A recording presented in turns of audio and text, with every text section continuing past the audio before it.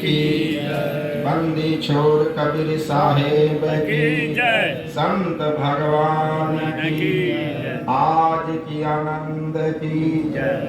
साहेब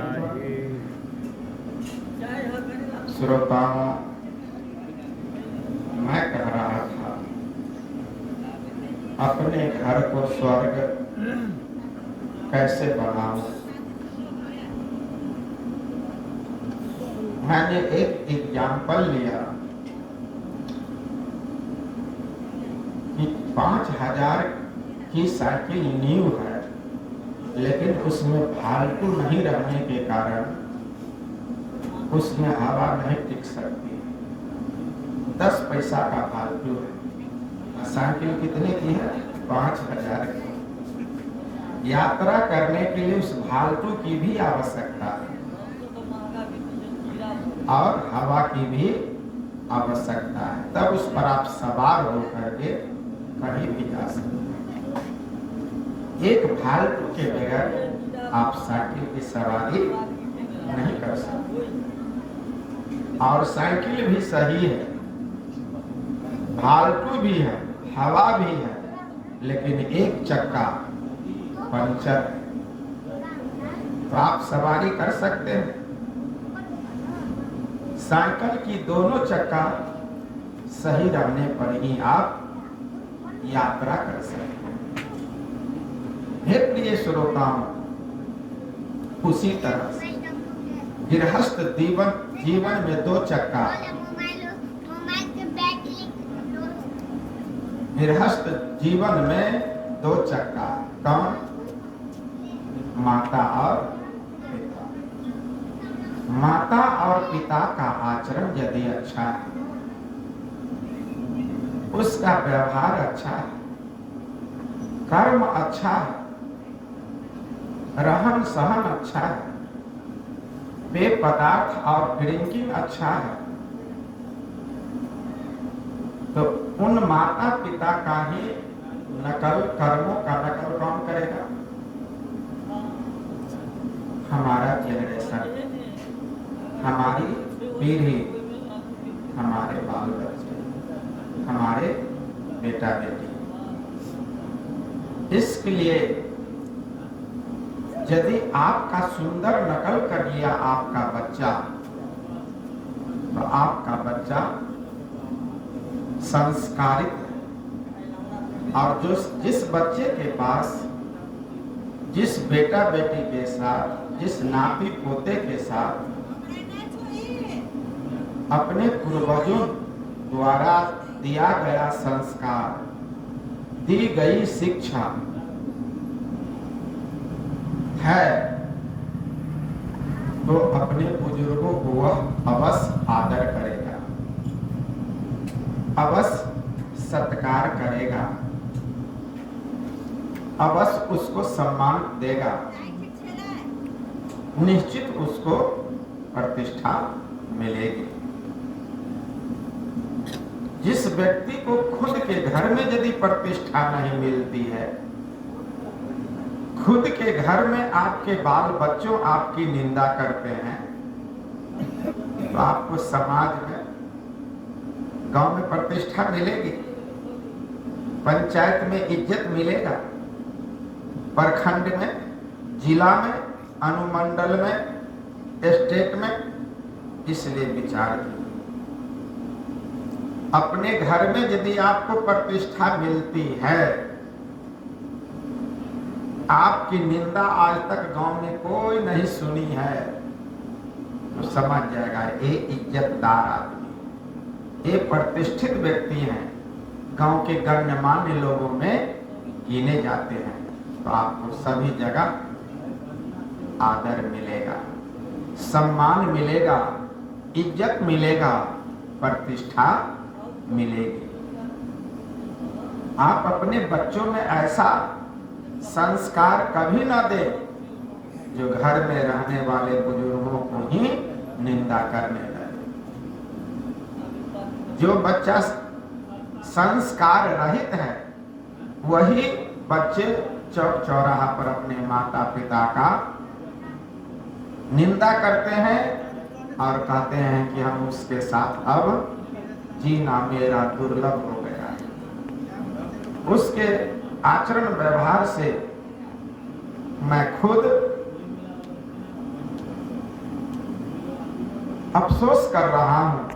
न मेरी पत्नी मेरे माता पिता के व्यवहार से खुश हैं। तो गांव के मुखिया को, सरपंच को, गणमान्य लोगों को कहता है कि हम माता पिता को अब नहीं खिला सकते हैं, न पिला सकते हैं, हमको अलग कर दीजिए। नहीं, इसलिए आप विचार कीजिए।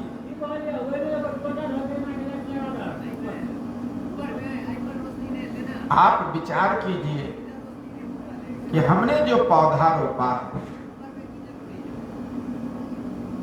हमने जो पौधा रोपा है, उस पौधा की निगरानी हम खुद क्यों न करें? उस पौधा में कब जल पड़ेगा, कब उसको भोजन की आवश्यकता होगी, उस पौधा को कब वस्त्र का जरूरत होगा, कब शिक्षा की जरूरत होगी, कब चादर का बिछाना की जरूरत होगी, क्यों? वह बेटा बेटी रूपी पौधा अभी अबोध है, अज्ञान है। वह ज्ञान भरने की कला कौन जानता है? गुरु, जो उसके माता पिता। प्रथम गुरु कौन है? माता और पिता। लेकिन आपने बच्चे को पैदा किया, दूध पिला करके, स्तनपान करके मां उसको पालन पिला दिया, पिता उसको पालन कर दिया। मां जन्म दिया, पिता पालन किया, लेकिन माता पिता के द्वारा संस्कार नहीं दिया गया, शिक्षा नहीं दी गई, अच्छा उसके साथ वार्तालाप नहीं किया, तो क्या होगा? आपका घर स्वर्ग बन सकता है? आपका बच्चा आपको सम्मान नहीं देता है, आपको इज्जत नहीं करता है, तो बच्चों की गलती को मत देखिए, पहले खुद को निहारिए। आखिर कारण क्या है जो बच्चे हमको, हमारी बात नहीं मान रहा है, हमारी बात नहीं स्वीकार करता है? इसलिए स्वयं की गलती जिस रोज आप सुधार लेंगे, तो बच्चे सम्मान करना सीख लेंगे। समाज में देखते होंगे, स्वयं की गलती को लोग हमेशा छुपाता, अपनी गलती हमेशा छुपाता, और दूसरे की गलती को चौक चौराहा पर फैलाता है। लेकिन सदगुरु कबीर ने एक छोटी सी साखी में कितना बड़ा ज्ञान दिया और कहा, निंदक नियरे राखिए, आंगन कुटी छवाए, निंदक नियरे राखिए, आंगन कुटी छवाए, बिन साबुन पानी बिना निर्मल करे सुहाय। नहीं, कितनी अच्छी वाणी सदगुरु कबीर ने कही है। इसलिए जन्म देना कोई बड़ी बात नहीं है, उसको लालन पालन कर लेना कोई बड़ी बात नहीं है, उसको शिक्षा संस्कार देकर के दुर्गुण रहित बनाना, नहीं, उसमें दुर्गुण को पनपने नहीं देना।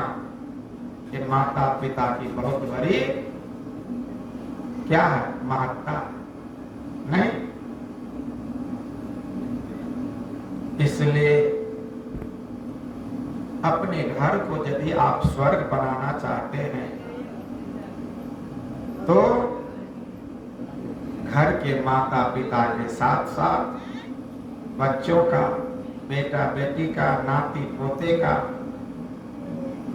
बहुत बड़ी भूमिका है। बहुत बड़ी मेहनत है, परिश्रम करना होगा उसके लिए। मेहनत और परिश्रम से ही कुछ प्राप्त किया जा सकता है। इसलिए सदगुरु कबीर कहते हैं कि आपका बालक जब नालायक हो गया, देखते होंगे जिसका बाप खैनी खाता है, 100 बाप खैनी खाता है तो 90 ठो बेटा बस माँ बाप का नकल करता है ना। आप खैनी खाते हैं तो बच्चों के सामने मत खाइए। स्कूल में प्रतिबंध है। पहले आप लोग देखते होंगे कि 100 में 90 गुरुजी रास्ते में पान खा करके स्कूल जाते थे। अब स्कूल में आप पान खा करके नहीं जा सकते हैं। आप खैनी खाते हैं तो आप स्कूल में आप खैनी नहीं खा सकते। ऑफिस में यदि खाते हैं तो चुरा के खाइए, क्योंकि ऑफिस में तो गुरुजन ही बैठे। खैनी ही लगाना है तो ऐसे तौर में लगा लीजिए, बच्चों देखे ना। नहीं, कारण बच्चे देख करके, सुन करके, चख करके और छू करके नकल करता है। नहीं, हम लोग जब छोटे थे तो हमारे बाबूजी बीड़ी पीते थे, तो बाबूजी नहीं रहते थे तो हम लोग संठी का बीड़ी पी लेते थे। किसका? संठी का। घूर के नजदीक 11 महीना बैठते थे और नहीं कोई रहता था, संठी तोड़ लिए और बीड़ी पी। कौन सिखाया? कौन सिखाया? बोलिए। बुजुर्गों को हमने देखा बीड़ी पीते हुए तो हमने संठी पीना सीख लिया। 1-2 दिन पी लिए। समाज में बुजुर्गों को देखा खैनी खाते हुए तो घेरा पत्ता, झुमनी पत्ता को, सुखलका को चूर करके और बच्चे लोग रख लेता है। ये क्या करता है? बुजुर्गों का नकल, माता पिता का नकल। इसलिए माता पिता का आचरण कैसा होना चाहिए? उत्तम व्यवहार होना चाहिए, मधुर वाणी होनी चाहिए। मधुर वाणी क्या होनी चाहिए? प्रश्न उठ सकता है, लेकिन सदगुरु कबीर ने कहा मधुर वाणी जिस तरह से रोगियों के लिए दवा हितकर होता है, उसी तरह से समाज में सभी वर्गों के लिए मधुर वाणी औषधि का काम करती है। कैसे? मधुर वचन है औषधि, कटु वचन है तीर। मधुर वचन है औषधि,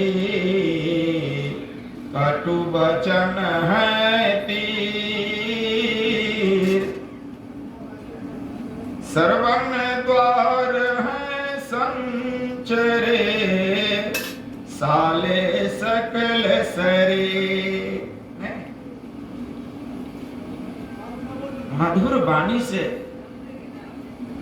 जवान बेटा, जवान बहू घर में सोई हुई है, माता पिता वृद्ध होने के कारण 4 से 5 बजे लेटेस्ट जग जाते हैं। उसको मधुर वचन से जगाइए। किसको? बहू को, बेटा को। सूर्योदय हो चुका है, बाबू जग जाओ। नहीं, कन्या जग जाइए, तुरंत जग जाएगी। और सोए हुए हैं उसको अपशब्द कह करके जगाइए, जगेगा नहीं। इसलिए सदगुरु कबीर कहते हैं, महापुरुषों की वाणी है, उठ जाग मुसाफिर भोर भये। यही बात तो दोहरा दीजिए। उस दुल्हा दुल्हन जो घर में सोए हुए हैं उसको यही साखी से जगाइए। उठ जाग मुसाफिर भोर भये, अब रहन कहाँ जो सोबत है। जो सोबत है सो खोबत है, जो जागत है सो पावत है। नहीं,